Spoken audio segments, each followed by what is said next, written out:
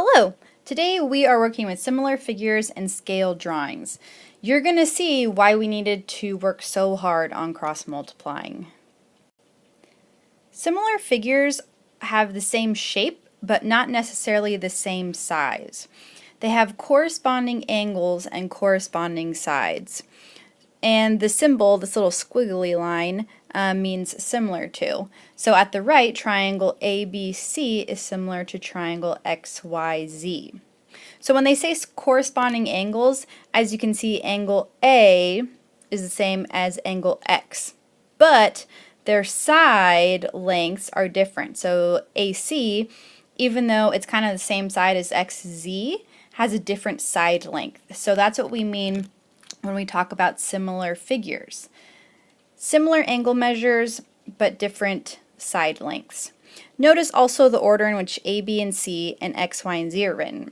So angle A corresponds to angle X, and angle B corresponds to angle Y, and then C corresponds to Z. So basically they're at the same place on their respective triangles. Similar figures have two properties. They have corresponding angles, so for example, angle A and angle X, angle B and angle Y, and angle C and angle Z. But the lengths of their corresponding sides are in proportion, so they're not the same length, but they're in proportion. And notice the key word is corresponding sides. So AC corresponds to XZ because they're on like the same place on their triangle. And side AB corresponds to XY because they're on the same sides of their triangle, and BC corresponds to XZ.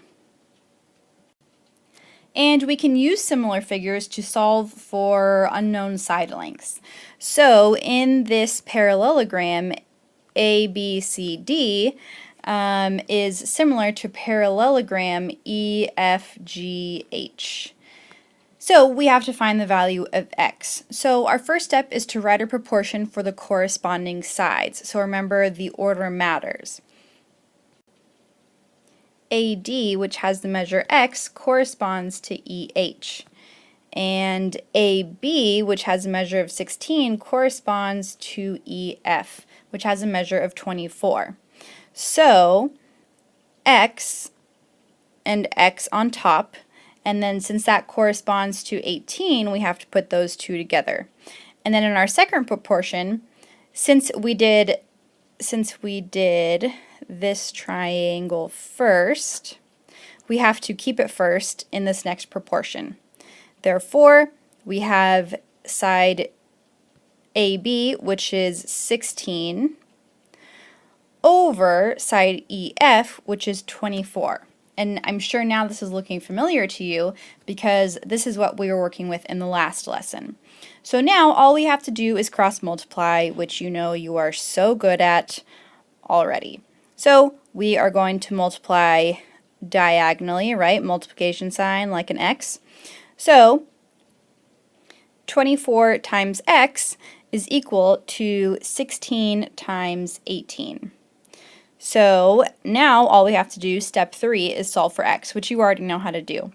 So we have 24x is equal to 288, and I got 288 because that's what 16 times 18 is.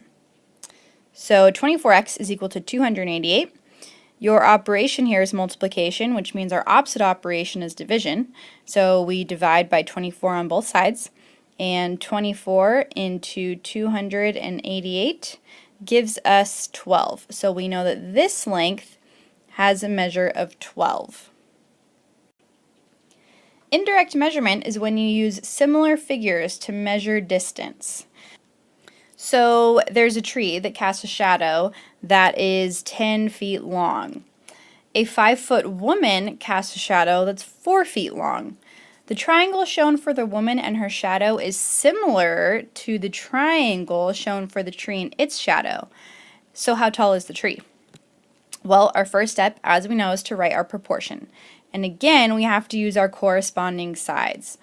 And it doesn't really matter what sides we use in which way as long as we keep the order the same. So I'm going to use the shadow on top, okay, which is 4, and over the tree's shadow on bottom, okay? So human on top and tree on bottom. I don't know how that looks like a tree, but it's okay.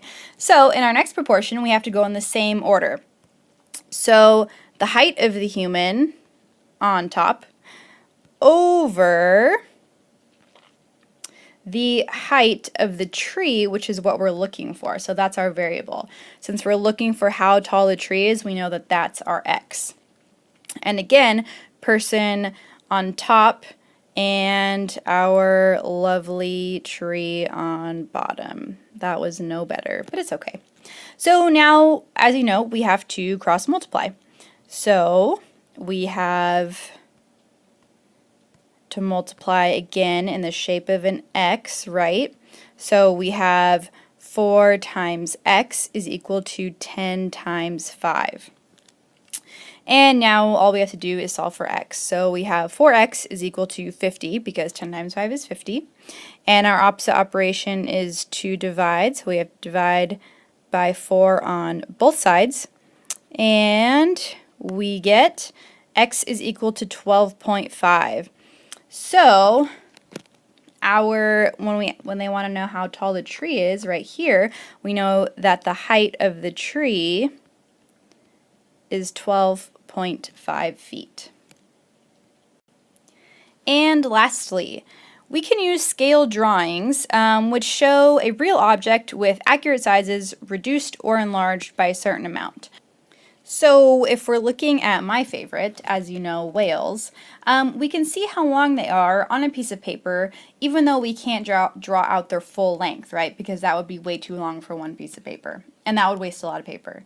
So we can do scale drawings. So as you can see down here on the bottom, each square or every 2 squares is equal to 10 feet, which means that every little square, these little guys, are equal to 5 feet.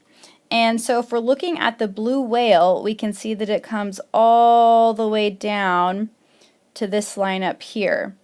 And so we can see that this blue whale is about 110 feet long without actually drawing 110 feet.